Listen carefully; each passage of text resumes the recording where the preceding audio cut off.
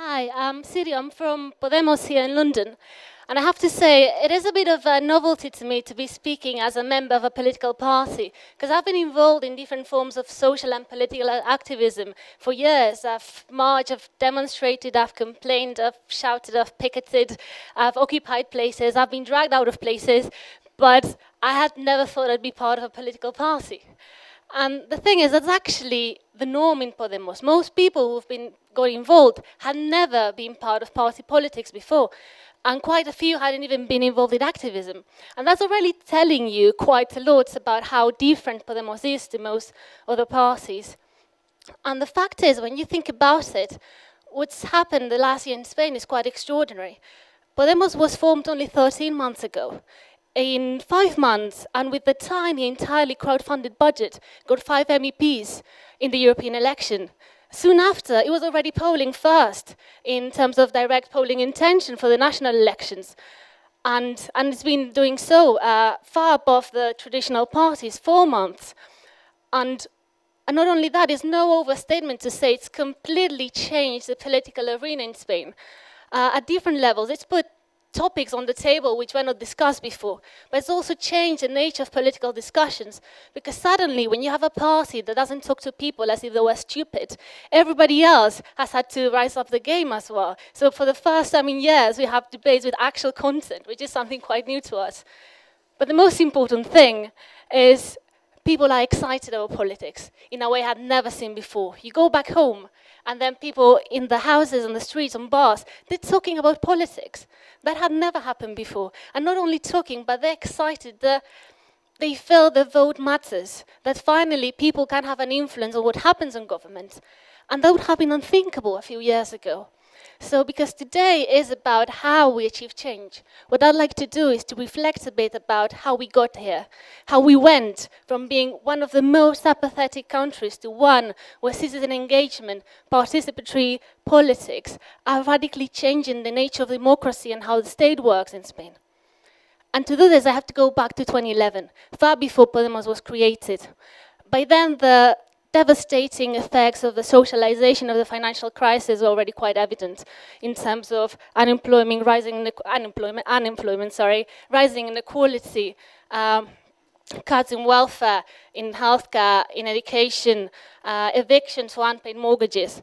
And on top of that, he had to add corruption, major corruption cases across the political structure. And yet nothing seemed to happen. People complained at home, they complained in the bar, but nothing happened. And suddenly it did. In May 2011, an organization nobody outside Madrid had heard of, called Real Democracy Now!, called for a demonstration. And this demonstration was unique in that it wasn't against the law or against a given policy or a war. It was calling for real democracy. They were saying they don't represent us. We don't want to be good in the hands of politicians and bankers.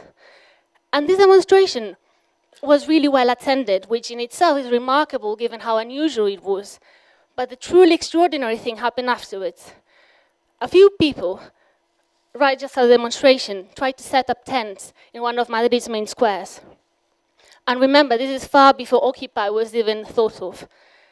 They were immediately evicted, but they came back in the hundreds, and then in the thousands. And then these camps got replicated all over Spain. And they created spaces where people could talk about politics, where normal people could attend discussions, debates, meetings about what was happening in the country and how to change it. And although the camps themselves only lasted for about a month, they started a conversation which has defined Spanish politics since. And it's important to remember that, yes, the people occupying were obviously a minority, but polls showed how over 70% of the Spanish population backed the occupations and felt identified with the message. And the message was quite clear. It was, these are not individual problems. These are problems that have political causes and political solutions. That over 400,000 families have been evicted from their own homes by the very same banks that taxes help to bail out is political. That 1 in 3 Spaniards are now at risk of poverty or exclusion is political. That 1% of the Spanish population owns more wealth than the remaining 70%, making us the second most unequal country in Europe, is political. All these things are not just necessary consequences of some mysterious force of nature, the direct result of years of policies directed at favoring a tiny privileged minority at the expense of everybody else. And this message resonated very strongly across Spanish society, and it led to an explosion in social mobilization that took many forms. It was the movement against the cuts, against the privatization. Is there some water around there? Sorry. Anyway, the movement against... Oh, brilliant. Thank you.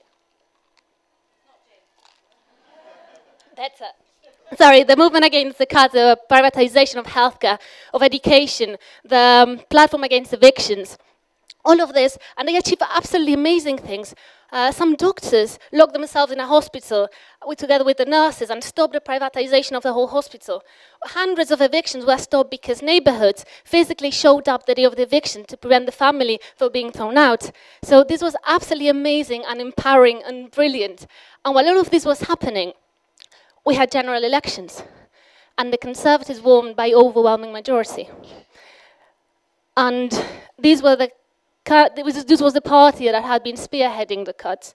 This was the party that was by far the most corrupt of them all.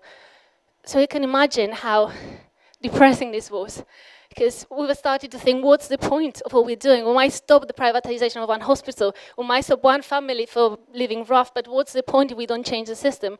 What's wrong with us? But then when you thought about it, really, there wasn't an alternative. You had the two main parties, the Conservatives and the Socialist Party, but they're essentially virtually indistinguishable in the economic and labour policies. And let me remind you that the Socialists were the ones that modified a constitution that until then had been perceived as completely untouchable, to make debt repayment a priority over everything else, including people's well-being. And then you had the small minority left parties, which had some really good policies, yes, but they were mostly too busy fighting each other about who was the true left as to do much. And the language and the methods hadn't changed in the last 30 years and were completely incapable of actually reaching people.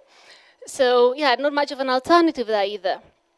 And that's where Podemos comes in. And Podemos has done several things. First of all, has connected with social movements in a way no other party had done. It's incorporated into its policies many of the demands that emerged from these conversations and were started in the squares. Many of Podemos' organization comes, in fact, from those movements. But Podemos has gone beyond that, because a party by activists, for activists, it's doomed to marginality. We need to go beyond. We need to reach the vast majority of the population that had been alienated by traditional party politics. And that is done by choosing very carefully the language and the narrative you use so it resonates with people. And part of that has been ditching the metaphors of right and left. And this might surprise many of you, but Podemos doesn't define itself as a left-wing party. And we don't, because we believe there's an overwhelming majority in Spain coming from all across the political spectrum that agrees on certain fundamental points. First, that institutions should govern in the interest of the majority, not of a tiny privileged elite. Second, that the decision should be made by our elected representatives, whether national or supranational, but people we've elected, not unelected powers as it's happening now. And finally, that human rights and people's well-being should come before the repayment of a debt which we don't even know is legitimate. So what I'm saying is that the real battle here isn't one between right and left. It's one between democracy and oligarchy. And the division between right and left is something the elite is very comfortable with, because it splits people. It splits people and prevents the creation of a majority capable of winning that battle. And finally, democracies, and Podemos, for democracy is not something we just talk about, it's something we do at all levels of the structure. For instance, Podemos doesn't have any membership, and it doesn't have any fees. Anybody can join one of its locally held, horizontally organized meetings, or circles as they're called.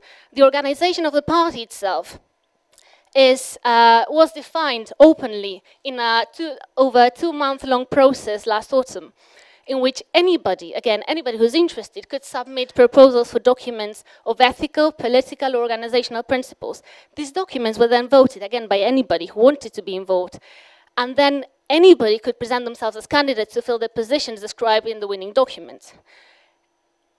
This is going to happen. It's not just a one-off thing. It's going to keep happening. The manifesto itself is voted by anybody who wants to participate in the process. Things like post-electoral alliances or coalitions are voted again. So democracy is something that we take very seriously, even at the inner levels of the organization. So going back to the initial question, how did we get here? What I've been trying to say is that this has been a two-step process. First, there had to be a politicization of society. Individual problems had to be turned into political ones. And that was achieved by social movements very well as well. But we soon realized that that wasn't enough. It didn't matter how much we shouted from below if there wasn't anybody at the top willing to respond to what we were saying. So that leads me to the second step. We needed a political tool capable of taking those demands to the institutions.